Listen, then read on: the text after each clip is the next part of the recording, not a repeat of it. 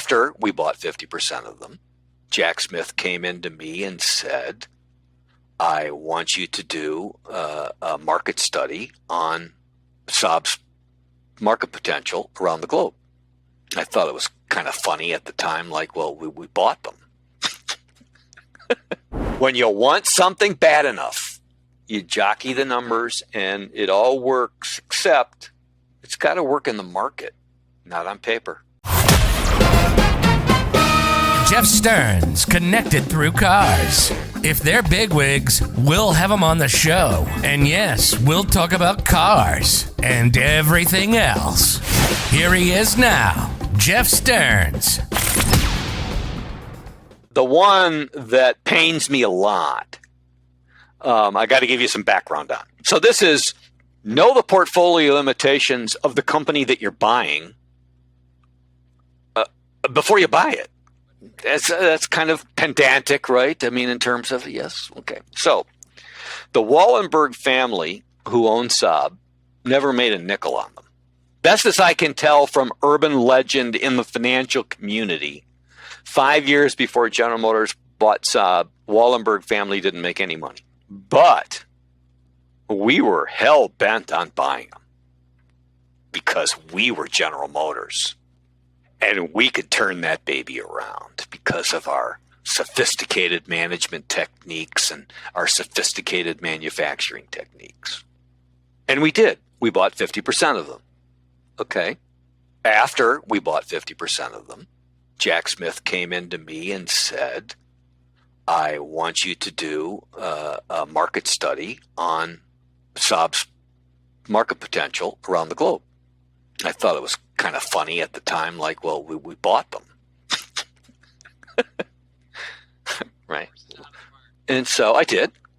And there's also a lesson learned there. Never pass down an assignment to an underling that the executive vice president gives you and asks you to do it directly, because you can only get yourself into trouble. And I did, but we won't go into that. So I went off. And what I learned was Saab was in 123 countries, and they had basically two cars. It was a car and a van, right? Or did the van come later? Later. They had two cars. They had a 900 and a 9000.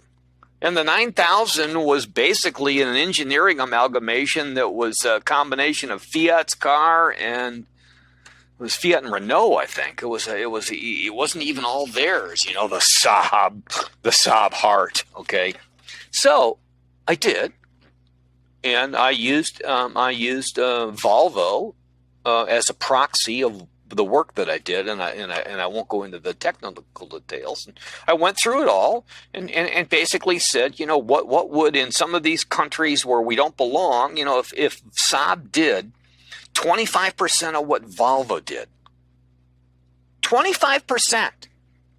Because the two biggest markets for Saab at the time was the United States and the UK. The Brits love Saabs. Okay. They had right-hand drive. The whole thing worked. And if you were in a college town, you bought a Saab in the United States. Okay. I mean, the income level of a Saab owner was higher than a Mercedes owner. Okay, in terms of income approach, etc. So I went off and I did it, and I came back to Jack, and I said, "You got three problems. You're in too many countries. Too many countries where your volume's peanuts. You're wasting your effort in peanut countries. Two, your main country of profit is the United States." And here come the Japanese, Jack. They are not going to survive when these Japanese luxury manufacturers get cranked up. It's not going to happen. And three, they got two vehicles. It was like the only other time I've seen that mismanagement was in Saturn, when Saturn was expected to survive on two cars. Good luck. The best distribution network in the system. Two cars. That's all they had. Okay? Saab, two cars. So I came back and I said, Jack, on a good day, they could sell 100,000. globally. That's it. That was your forecast from the analytics department. He said, you have to send this report to Saab. I thought that was kind of funny. Like, you mean, Jack, you're not going to send them the report? No, because he was the one that got convinced to buy them. You have to send this report to Saab. So I did. And you know what they did with it? They put it in the wastebasket. Time went on. This is deeper secrets revealed. Time went on. I mean, I went off to do Brazil. Okay? This must have been 1988, 89? 89. I went off to Brazil. Never looked back to find out what the heck happened. This is what I do know. Saab continued to lose money. They never really got the portfolio that came close to competing with Volvo, let alone BMW. And we bought the other half of them. Because once we had them all, and we owned 100% of them, there was no holding us back. Then we could really fix them. You could dominate the world at that point. It didn't happen. Saab doesn't exist today. I don't think Saab ever made money in the whole time. Don't hold me to that, but I will bet a steak dinner that they didn't make money 8 of the 10 years that we owned them. And it's horrible. It's like it's as plain as day. How can you think about making money when you only have 2 vehicles? And the rest of the world, especially in Europe, I mean, you're competing against Land Rover and Jaguar in the UK. You're competing against BMW and Mercedes in Germany. And you're competing against Volvo, who was a global player. Wasn't doing that well either. And we didn't do well. We could have done better.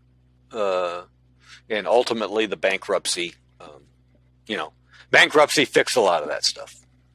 So that's know what you're buying before you buy it. It's pretty simple.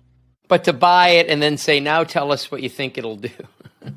Isn't that called due diligence normally? I didn't say that's what the business case said. Jack Smith asked me, what do you think that they're going to do? Okay.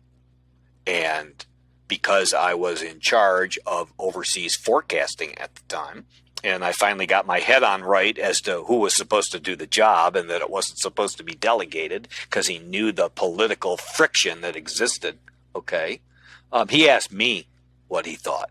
That I didn't say that was the business case. When you want something bad enough, you jockey the numbers and it all works, except it's got to work in the market. Not on paper.